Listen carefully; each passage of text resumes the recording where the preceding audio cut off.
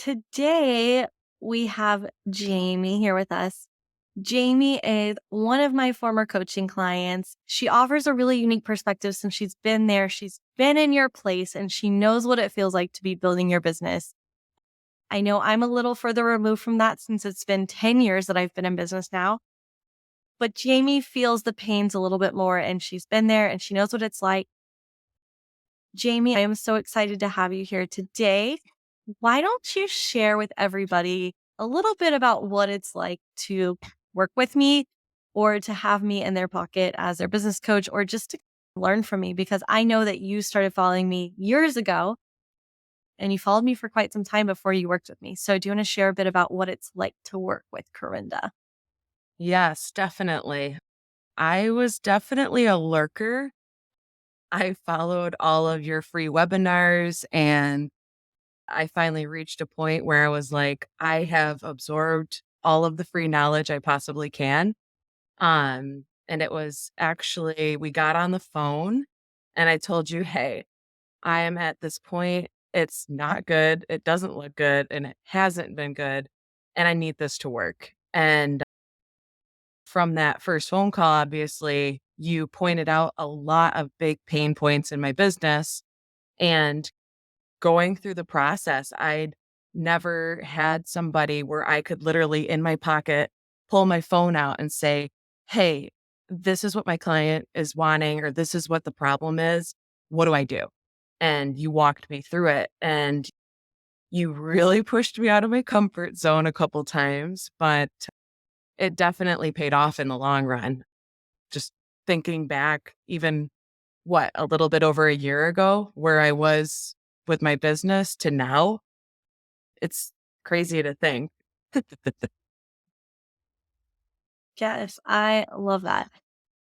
I am super proud of you and excited for all the things you've done. Jamie is one of those people that had like a $14,000 sale, like really quickly, right? Like 3 months in or something, you had a $14,000 sale, right? Yes. And I cried, and you were one of the first people that I told. And I had to sit there and act like I it was a love that. normal day. Okay. So let's do this. Let's talk through some of the basics of what it takes to get to those big sales, to have those clients that are spending money, investing with you, and they're happy about that. Okay. So let's walk through those pillars and talk a little bit about what they are, how they've impacted you in your business, and share your side of the experience here as we walk through these pillars. So, the first thing that we always talk about is money, right? We talk about money. Normally, we think it's just like setting your pricing. But let's talk a little bit more about money and kind of what most people come to me saying, I think this is what it is versus what it can really be. So, maybe you're a photographer that's listening to this and you have set your pricing based on what other people doing, or maybe what an educator has told you that you should be charging because they do it, but you really have no idea why you're charging those prices or doing those things everyone else is doing. Maybe you have never considered that there are actually psychological reasons behind why people purchase things and why people spend their money. And maybe you really have no idea where money's going in your business. So if I said to you, hey, you just got $1,000 check from a client, where does that money go? Could you tell me off the top of your head, oh, yes, this many dollars goes here, this many dollars goes here, this many dollars goes here, and know confidently where that money's going, and also that part of that money is going in your pocket for your paycheck? Are you actually paying yourself out of your business? So let's talk a little bit about the truth and what your money can really look like in your business. And all of these things we're talking about today are topics that we're going to cover in more depth on the podcast later on. So make sure you check back. But this is really the foundation of what we talk about and what we teach here at Master Your Mind and Money. And I just want to go through these things and make sure that you have a big general overview of kind of what I believe in and what I help people with. So let's talk about money. Jamie, do you want to share like some of your revelations when it came to money in your business after we started talking and I started helping you with your business? Well, as you'd pointed out, I know for a fact when you asked me what my average sales were or where the money in my business went, I had no answer. I sat there with, what do I do with my hands?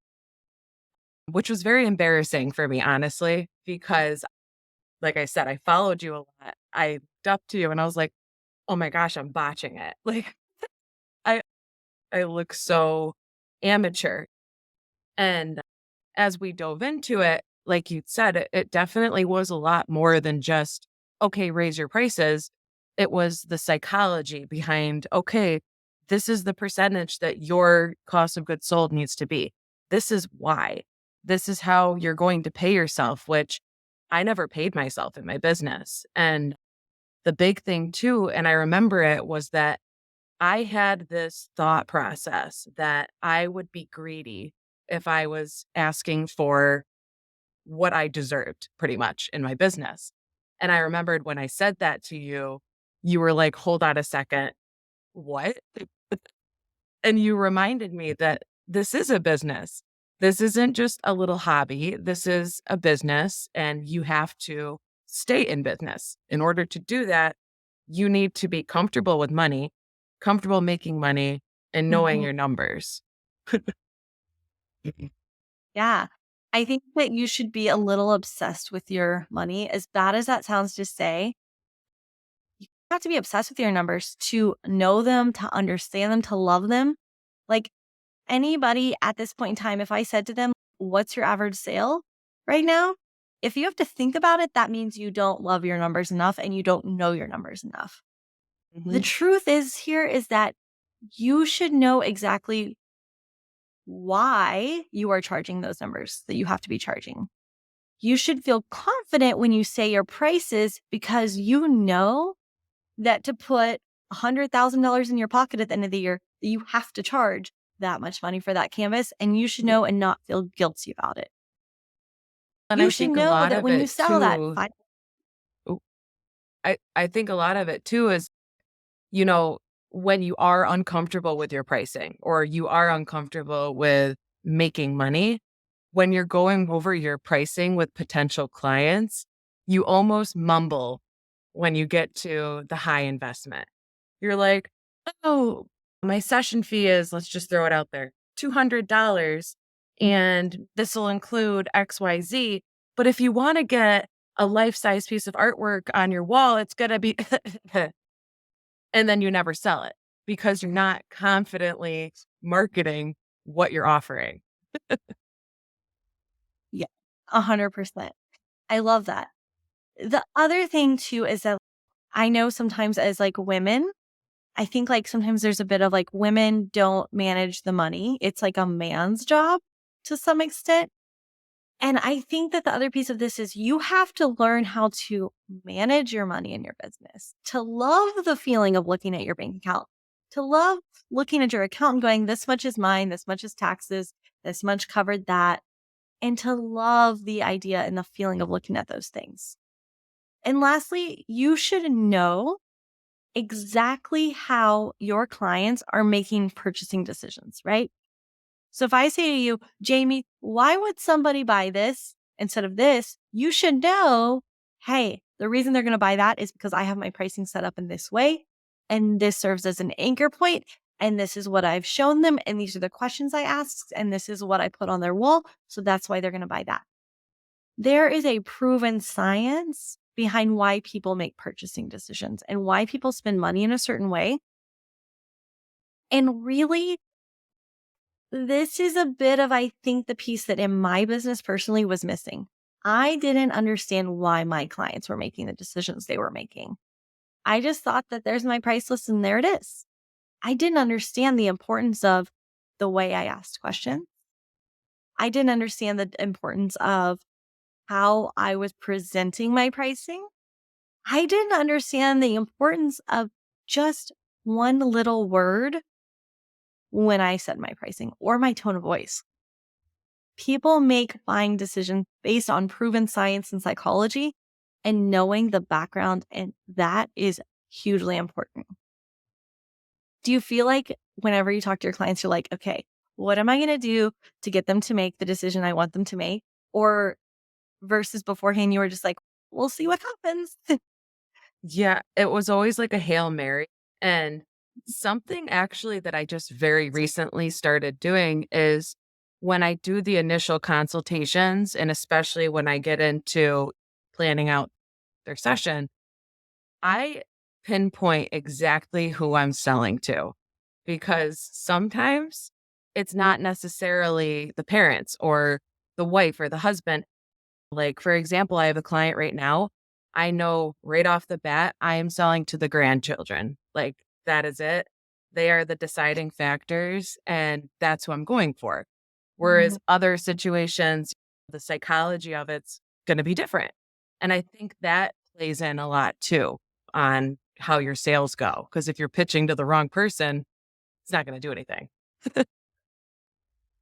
Yes, 100%. And I think this ties into kind of the next area that we really talk about a lot is client experience. I think a big part of client experience is really just getting to know your clients and asking them the right questions. And so many people come to me and they're like, I ask them, I say, what is your client experience like? And you know what they say to me? They go, it's great. I send them a welcome gift and I have this really pretty guide I send them in the mail. And guess what? I even send them an ornament at Christmas. That is not your client experience. Your client experience is not about gifts and welcome guides.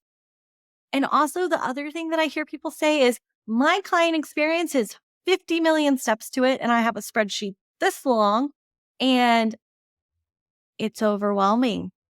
It's hard to manage. Or sometimes I ask people about their client experience and they say, what's a client experience? Yeah, that's Right. what I was going to say. So, what did you think a client experience was like whenever you started working with me? I was that last person. I had no clue whatsoever. And when you broke it down for me, I was like, wow, that sounds nice. I want to hire this person we were building me into pretty much. But yeah, it was easy, it was efficient, and every single one of my clients notes it. They will verbally tell me that they have not worked with somebody who does that. And I think that speaks volumes too. Yeah, for sure. And I think like a big piece of what the client experience really is about making your client's life easy and also solving the problems that they have before they even have a chance to vocalize the problem to you. Before they have a chance to make an excuse of why they can't do the thing, you're saying, don't worry, I'm going to take care of you. I got it. You're saying, hey, you don't need to read a million emails. You don't need to read a 10-page long F guide. You're saying, hey, let's just have a conversation like two people that are friends and let's talk about it. Let me help you. Let me guide you, just like I am your friend that's there directing and guiding you. And the other thing is that your client experience also is what leaves your clients prepared for the end result, which ultimately in my business is to buy art. I make my money from art. And I'm going to say selling art, but it's not really selling. I make my money by asking my clients the right questions about their art and providing the right experience that when they get to the end, they're like, yes, let's figure out what we're doing for art. They know it's a part of the experience. How have you noticed like a difference there in like your clients being like, yeah, of course, let's get the picture for the wall? What has that been like for you versus feeling like in the beginning, I don't know, did you ever have that feeling of, I feel like I'm going to have to sell. This is scary. Was there Uh, that moment when you were like, wait, no, I don't have to sell? I was terrified. But obviously, in the beginning, there was a lot of things I needed to figure out, which I think it went pretty simple for me, honestly. I think it was an easy transition, but still going into it, like I'm hoping that my clients are spending a couple $1,000s plus with me. And like you said, I had that $14,000 sale right off the bat. That was crazy. And the reason that went so easy and they didn't question anything was because I asked them all of the right questions. I They showed me the wall that they wanted specifically to put their artwork on, and then I delivered, and I custom catered every single step to where I don't even think a single question was ever asked. I think it was very easy for them. Right. They went through everything that was delivered and they were really happy with it. And it's because we broke down those steps. I followed the steps. I asked the right questions and it just right through. It was easy. Yeah, I love that. I think that's really, in the end, what the client experience is about is being easy for both you and your clients. That kind of rolls into this next piece of the puzzle here, which is selling. We have to be really good salesmen, but not in the sleazy salesman type way. And I think that a lot of times people think that selling via IPS or in person sales can be sleazy and that it's not for them because they don't want their clients to feel pressured. Or maybe you're already doing like a form of IPS or you're doing IPS and you're selling an album here or there, or you're selling some small pieces of wall art, but you're like, man, how on earth are these people getting these giant sales and having people spend like $10,000 or more and buy these giant series of art or buy the giant album and spend 4 or 5 grand on just an album? That's where a lot of people are. In all reality, selling without being sleazy is about asking the right questions. And those right questions start in your client experience, right? If we ask them the right questions in the right way, which this is a big piece, you have to be a master at your words. You have to know just how to say the thing that plants the seed. We talk a lot about planting seeds. Plant a lot of seeds in our process and our client experience that grow into our sale, right? We have to plant the seeds and we just have to learn how to ask our clients in the right way what they want and deliver on those desires. And in all reality, each and every one of you that's listening to this today is capable of selling huge wall art and giant albums if you prepare your clients the proper way with your client experience. And there are a lot of nuances here that like come into play in your IPS, your actual ordering appointment. Spoiler alert. Spoiler alert. I don't do IPS in person. I don't do any meetings in person. I don't meet with my clients at their house to do a planning call or a planning thing where we plan out their outfits. Let me repeat that. I don't go to my clients' homes for a planning consultation. I don't go dig through their closets. I don't do any of that. I don't meet them in person. I have a studio. Guess what? I don't meet my clients there. Who wants to actually get dressed, drive somewhere? Who wants to clean their house to have a guest come over and dig through their closet with them? Not me. And I don't want to spend my time and energy doing that. And I honestly think it makes my clients' lives easier. But there's a lot of nuances that happen during that image reveal, even if it's over Zoom, that can make a huge difference in having a $2,500 sale and a $5,000 sale. For example, thinking about my coaching clients, Kristen is one of my coaching clients. And just recently we had this conversation. And she mentioned that there was one little question that she wasn't asking at her image reveals. And once I pointed out that one little magical question, her sales doubled. And we'll have to do an entire episode on that one magic question because it is a big one and it truly makes a huge difference during your reveals. But just one tiny little question can make all the difference in your ordering appointments. So tell me, Jamie, like now that you do ordering appointments with clients, what is that process like? And how much of it do you feel like you're just giving them what they're telling you they want versus selling? Do you ever feel like you're having to really sell them at that appointment? Or do you feel like if you do your job and prep them properly, they're already there? Like you said, it starts from that initial point of contact. So you start making them think, "Oh, what do I want to do with my portraits?" And for me personally, I adore albums. I really do.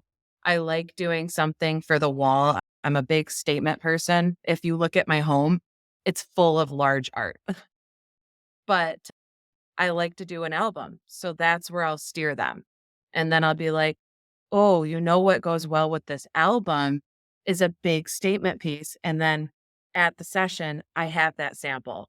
And I'm like, look at this giant piece of artwork. Imagine a picture of you for me, like you and your horse or you and your dog, that kind of stuff. And they're like, oh, I do want this. That's really nice. For me, like my clients are eclectic. They are different and they like to have different stuff on their walls. They don't want the department store decor. They want something for when they have guests come over. That's the first thing they see, or they bring out their album and they're like, look what I did. It's full of crazy stuff, just like me. And that's what I like. More often than not, my clients leave with albums, but that's because I'm planting those seeds over the phone, through email, in person, multiple times. And in a point too where it's not annoying to the client. That's the big they're Mm, dancing a dance. that's a good way to put it. I love that. The other thing also too is if you're sitting here listening to this, be like, I could never sell an album. Selling things like albums can also be impacted in the way you're shooting your sessions, in all honesty. The way you shoot your sessions does have an impact on what you're selling. And you have to be shooting with the end result in mind. And you have to be asking the questions so that you can shoot with that end result in mind. And that is really when you start getting these clients that are ready to spend on the art, right? If I ask a client at the beginning, hey, where are you going to put your portraits in your home? Are you thinking you would want something to go over your mantle, maybe like a cool fine art piece of your horse, like a detail type shot? Or do you have this in mind or do you have that in mind? And they say to me, oh my gosh, a really cool fine art portrait of my horse over the fireplace, like a really cool detail shot. I love that idea. And then if I go to the session and when I'm shooting that really cool detail shot that's going to go over the mantle, and I'm saying to them, hey, this is the shot. This is the one that's going to go great over your mantle. And then when we get to the reveal and I say, this is the shot that's going to go over the mantle, they're like, yes, this is the shot. Here's my credit card. They know that they're going to buy the shot over the mantle because we've talked about it however many times before we even get to the reveal. When we get to the reveal, it's just let's finalize it and put it on my credit card. It's no longer like a what am I going to do question, which is the cool part about prepping them correctly with your client experience. And also just knowing that like those little nuances or that little magic question I talked about earlier can make such a big difference. Now, there's another thing that comes into play when it comes to prepping your clients for the sale. And that's actually your marketing. And people come to me all the time and they're like, Karinda, I need marketing. I need more clients. And in all reality, marketing and more clients is not the answer until your client experience and your pricing and your sales process is up to par. Because if those things aren't on par, you're just going to get more crappy clients that aren't ready to spend money. But once those pieces are in place, then your sign is to dive into your marketing. And your marketing actually does help prepare your clients for your marketing does actually help prepare your clients for coming to you and investing a lot of money in their portraits because you're building value. And so many people, when I ask this question, and I'm going to ask all of y'all this right now, I want you to really think about this. What are you doing to market your business? Can you sit there and write down a list of 10, maybe 15 things you're doing to market your business? Or are you sitting there going, I post on Facebook and Instagram. Oh, and I have a website. My friends, that is not enough. Marketing requires a lot of different pieces. So many people are coming to me and they're saying, I'm active on social media. I post every day on Facebook and Instagram. I'm so active. Why aren't people knocking down my door? Maybe you're feeling like you can't even give away a free session and you're wondering how you're even going to market yourself to get people to pay you money. Maybe you're in that boat. Or maybe you're wondering why all of your potential clients are ghosting you and not knocking down your door. That's where a lot of people come to me and they're at that place. Now, Jamie, how has your perspective on marketing changed? What has your shift been when it comes to marketing?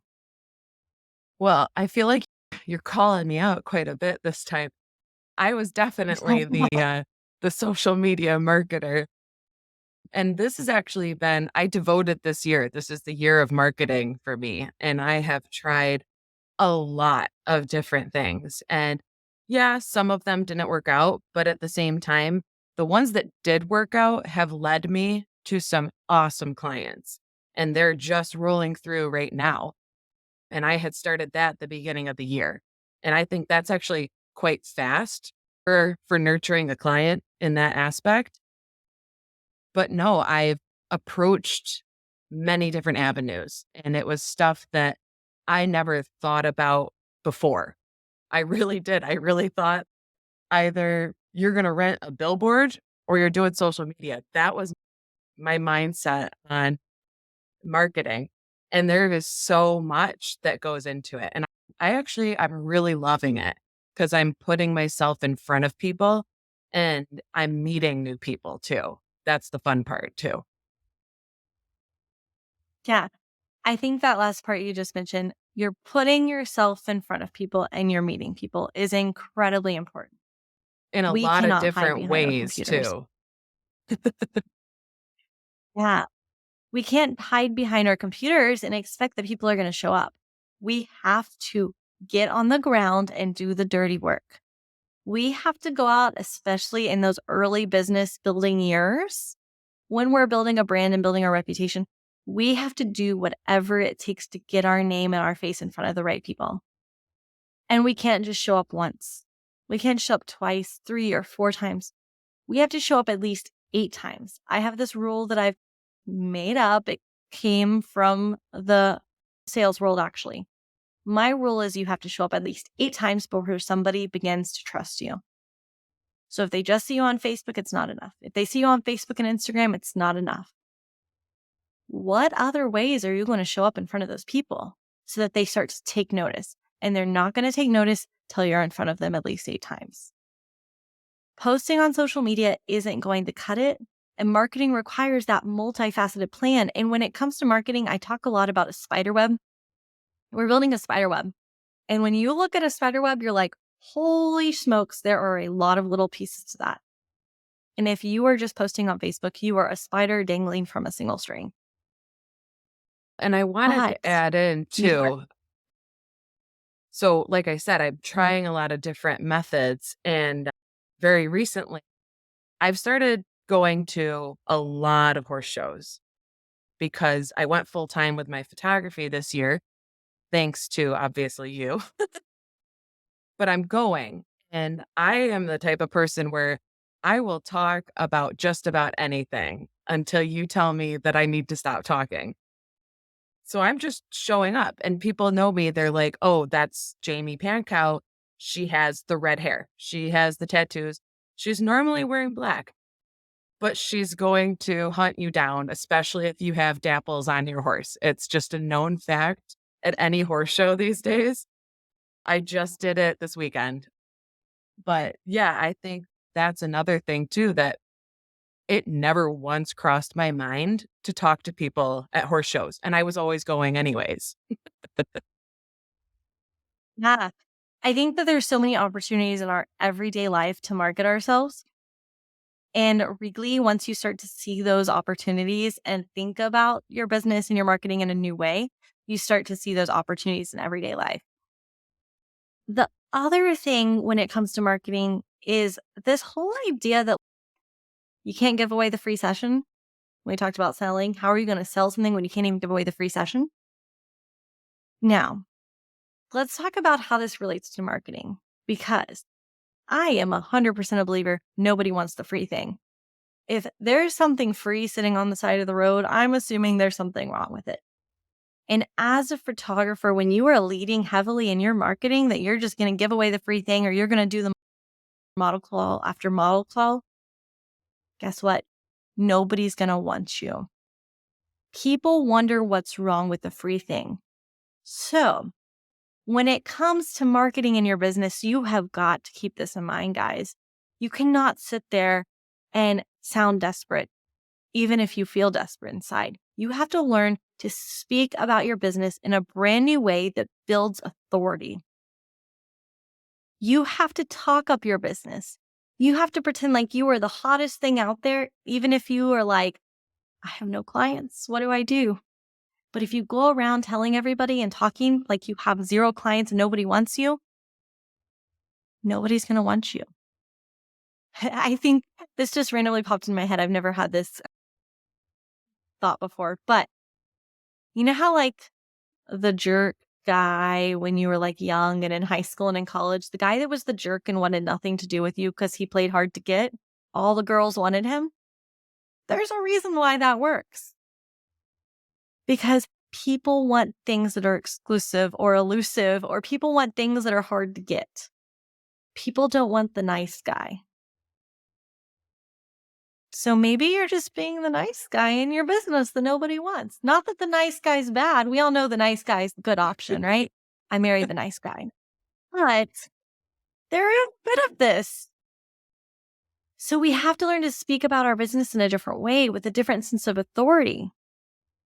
But the other thing here with this is as we're doing that, we have to be able to accurately convey the value in what we're providing so that when our clients contact us, they know that it's going to be an investment, but they're also ready for that investment. We have to set ourselves apart and show that we're providing this experience in our marketing. We have to educate them that we are offering wall art. We have to educate them that they're going to do something with those photos and not let them rot away on their computer. So tell me, like, have you changed or found yourself changing the way you talk about your business and passing to people, Jamie? Has there been a shift here that's happened for you? Oh, definitely. Not I don't think I had reached the point where I was like, nobody likes me, but I felt it. But no, I present myself and I take pride in it too because I hear people around me when I walk by, they will say, that's Jamie Pankow. Like they know exactly who I am. And I'm friendly. It's not like a bad, oh, that's Jamie Pankow. It's a good thing. But Yeah. when I get asked about my business, it's going great. I'm having these amazing clients. I'm doing XYZ and it's going really well. And when I started out with this new process, did I believe it wholeheartedly? No, I did not. But it's a process. It is. And as you spend time talking highly about yourself, you begin to believe it. It's the same concept with like self esteem. If you're talking negatively about yourself, you're going to perceive yourself negatively as well as those around you. But when you elevate and you take it to the next level and you talk highly of yourself, all of a sudden people are respecting you. They look up to you. They want to be around you. And that was a huge shift in how I think people perceived me and how I perceived myself. Yeah. I think that's a really good point you just made there. And that totally transitions into something that is a bit of the hidden piece here is that I can help you. I can give you all the tools for all of these things. And I can tell you exactly how to do the thing. But if you don't believe it because you have a bad mindset, you are in for a world of hurt. Mindset is this thing that's hidden in all of this. It's hidden in everything we do in our life personally, in our business. And I will say, I don't know if I'm allowed to say this, but I'm going to say it. My coaching clients and laugh and they refer to me as their therapist because this mindset stuff is real life. Sometimes people therapists give them homework and I come and I'm like, I think we can make your homework better. I've had coaching clients find therapists before, okay? But this is where it gets down to some really nitty gritty stuff. And this is where I'll give y'all a warning. I make people cry. There's a bit of a joke amongst my coaching clients that if Karinda hasn't made you cry, you're not there yet. And this is really important stuff. And there's two ways that this mindset really comes into play here. First of all, your mindset is what stops you from taking action. Because if you're sitting there and I'm telling you the thing, or you're sitting there going, I know I need to do this, but you're closing your computer and running away from it, what is stopping you? Your mindset's stopping you. That's the first thing. Actually, there's a few more things here. So I'll break some of them down. The thing that I really noticed in my own personal business was money mindset. My bad beliefs about money were getting in the way. Jamie talked earlier about how like you might say your prices and you might be like, want to run in a corner and hide when you say your expensive prices or how much a canvas is or whatever it may be. I learned quite a few years ago that I had really weird feelings deep down inside when people were spending money with me. And I was like, what is this? Am I impacting my business? Maybe I'm the reason why my clients aren't spending $5,000 or $6,000. Maybe I'm the reason that my clients are only spending $3,000 or $4,000 because that's my comfort zone. And I started to dig into this mindset thing a lot more. And I actually hired a mindset coach that specialized in money mindset. And we started digging into some of these things.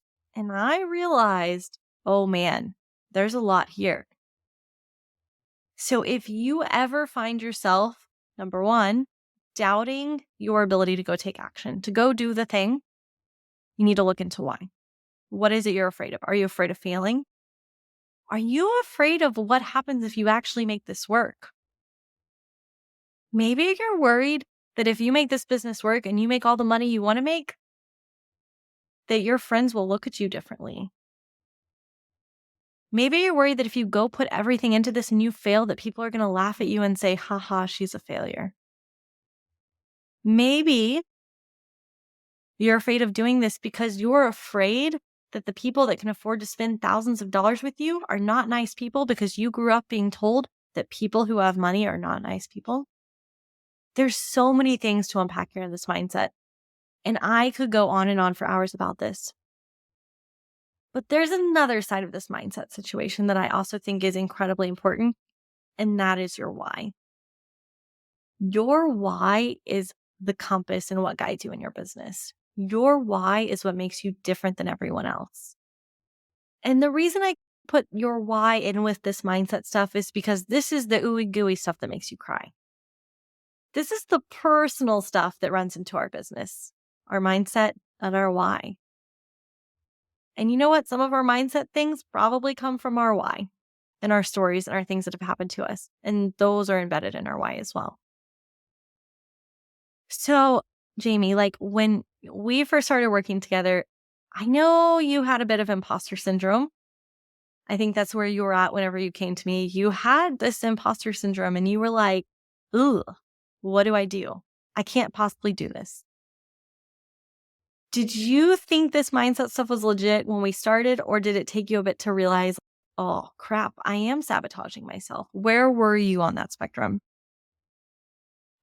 I knew that I was sabotaging myself, but I didn't know how to get out of it. It's almost a feeling of having weights on you and you can't move. You recognize it and you see it, but you don't know how to get out of it. And like I've told you a million times, and I'm sure a lot of people have heard me say this because I will preach until someone tells me to stop talking. When I called you, like I said, it was back against the wall. I was standing in the exact same place when I found out my horse had cancer, the exact same place when I had to call to have him put down. And I had that imposter syndrome of, I don't have a horse anymore. How can I call myself an equine photographer? It didn't feel right. And I was attracting the wrong clients. And it just wasn't going well. And you really dove in there and you drilled me and you just kept asking me, why? Why do you do that? Why do you think that is? And obviously, we came to the conclusion that we had. And I'm very proud of my why. And it sparked that fire in me again. And sometimes I need to remind myself of what I'm doing. I think that's another thing is that mindset never stops. Like it's not like you do Mhm. this for a short period of time and the rest of your life is great. You're always working on your mindset. You're always trying to elevate yourself and be a better version than you were the day before. But really finding that root of what drives you to do what you do, that is going to help you for years and years to build off of. Trees don't grow overnight. Yeah, that's so true. Okay, so tell me this. I know recently we were talking about mindset things, and I know I recommended you go through and you watch some of the videos in the portal again and you refresh some of those mindset things that were going on. When you started going through the course portal and working through those mindset videos, what was that like for you? And how has that helped you over the last few weeks since you started doing that? So when I started working through it, I treated it like I had never been through the process before. And I started like new notebook, the whole nine yards. And there were a lot of emotional moments. There still are, honestly. I do my visualizations and it's a lot for me, but it's sparking that fire again because I was drawing in like half and half of where I wanted my clients to be and maybe not so great fits. And now, just even a couple weeks in, my future clients for all of fall, like I'm back on track. And it's shoot, I let myself slip and that's not happening Mm. again. Yeah, I think this mindset stuff is like something that we have to continually be cognizant and aware of because it literally takes just a few months of letting it slip. And then one day you wake up and you're like, something isn't right. Something is stopping me. Something's getting in my way. I'm having these funny feelings. And then you're like, oh crap, I let that mindset thing go. So I think that mindset is something that all of us are on this journey of, even me to this day. I catch myself in moments. And I think it's a bit of a lifelong journey thing, but I think it gets easier with time. I Oh, think it was this a is my lot easier fifth. this time around. Yeah. I think this has been 5 years since I really dove into the mindset stuff. And it's still, there are some days when I'm like, oh man, I need to check myself. But I think that it's important that these are the things you come back to when things get difficult or things get rocky or things get hard. Tell me, when we dove into your why, were you like, oh my gosh, this is insane. Why is she asking me all these crazy questions? For those of you that don't know, when we do finding your why, I ask a lot of absurd questions. And you're just like, oh, could she just stop poking the bear? But there's a reason I poke the bear. And there's a reason your why is so important. And that is because it allows you to be different than everyone else. And I think that if you're sitting here and I say to you, what is your why? And you're thinking to yourself, because I want to preserve memories, because they're not going to be here forever, because your kid's not going to be that little, because you only have this one magical wedding. I'm going to tell you that's not your why.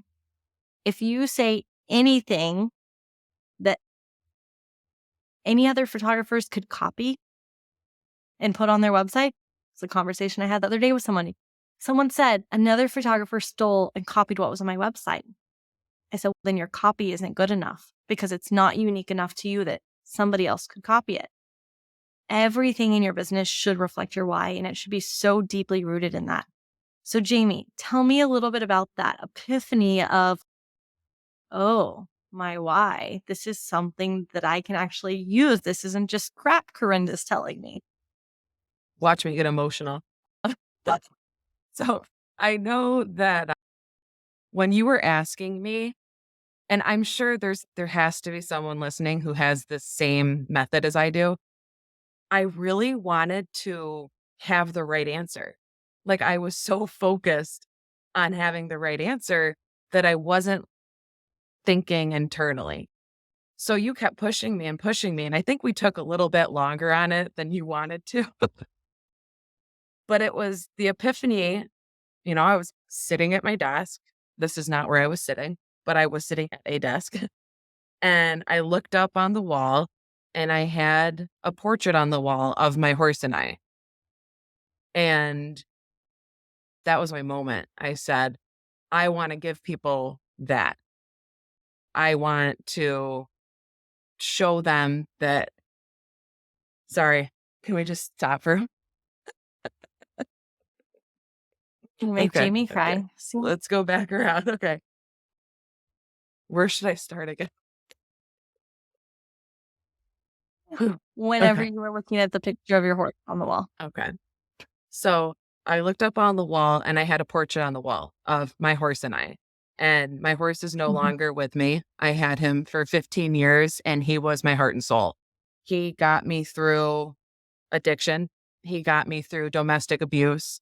He got me through bullying in high school, self image issues. That was my safe space. That was where I went to be myself, to be accepted, to be authentic, to feel loved. And to look at that picture, yes, it really hurts that he's gone, but to have that meant it's the most valuable thing I own. And I was like, holy crow, I want to give that to the misfits. I want to give that to the people who've struggled and they're on the other side or they're still working through it. I want them to know that I'm here to celebrate that because I've been there. And it was just this whole, I think it struck a bit of a movement in my personal life too, because I've made incredible relationships with the most amazing women. I really have. I've heard stories that you would never believe. And it all comes back around to their safe space is their horses. Their safe space is the stall door, just leaning over it and talking to their horse. It made a huge difference. Mhm. And I still it blows my mind a little bit because when people call me to schedule with me, they will say, "I heard that you are accepting. I heard that you're going to show off my daughter in the way that she wants to be shown off. You're not gonna make her fit a box." And that's cool to me. Like, it's still it's weird, but it's really cool to know that people are taking note. They're seeking me out because I'm celebrating the unique equestrians and I'm celebrating going through a dark time and hiding it. I think that's where it all ties down to, but it was a crazy revelation for sure. Yeah. I think the other thing is that it's forced you to be a little bit more transparent and open Yes, and I hit vulnerable it. with your clients. And yeah, and like now you can celebrate like who you are. You're Jamie. You have bright hair and tattoos. And you know what? The whole world has been jerks to you at one point in time or the other, but your horse, they accept you. And people need that acceptance. And people find that acceptance in you as their photographer. You show that to them in the truest way, and they see that in everything you do, and that's why they come to you. That's why they Well, flock to you for that and that message that you share. I think too that they feel comfortable and that ties in to my client experience.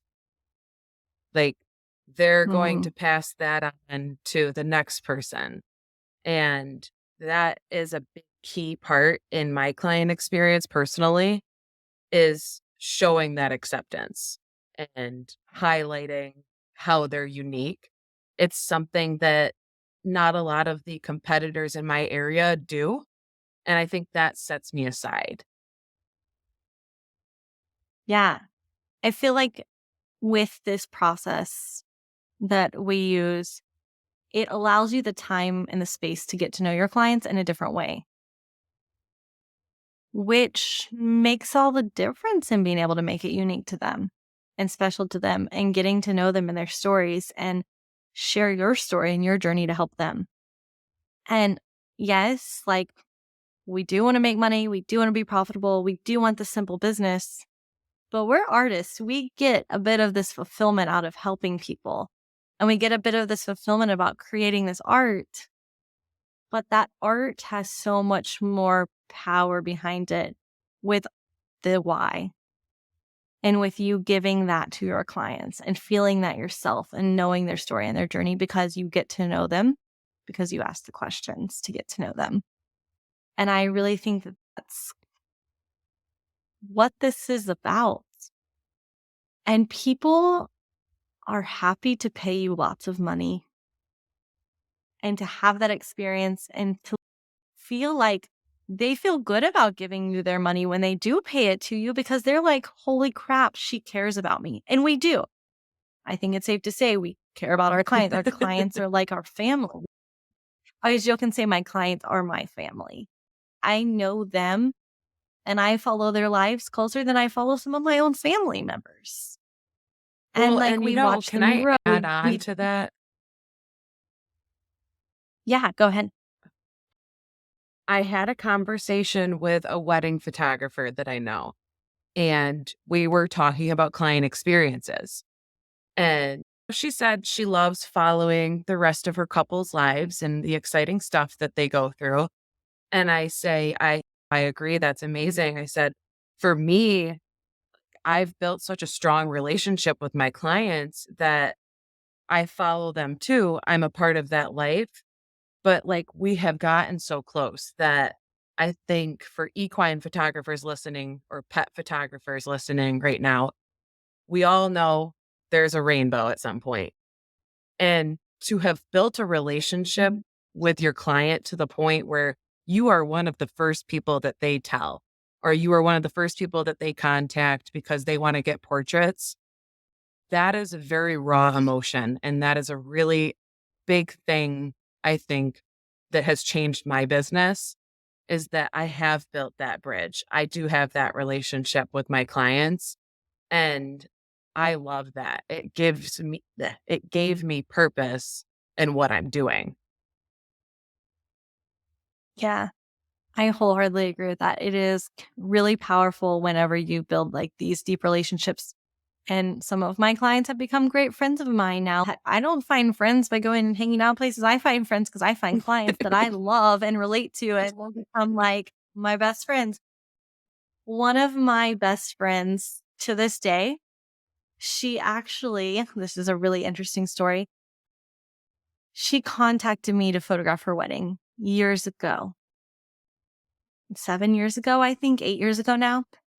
And she did not book with me, but we connected so well over email.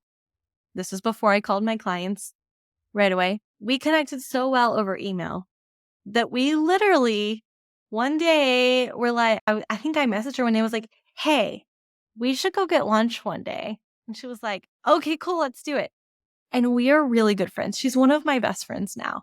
And she didn't hire me to photograph her wedding. I was out of her budget. She couldn't afford me, and I was okay with that. I'm so glad she didn't hire me because the photographer she hired did a phenomenal job and was definitely the wedding photographer for her.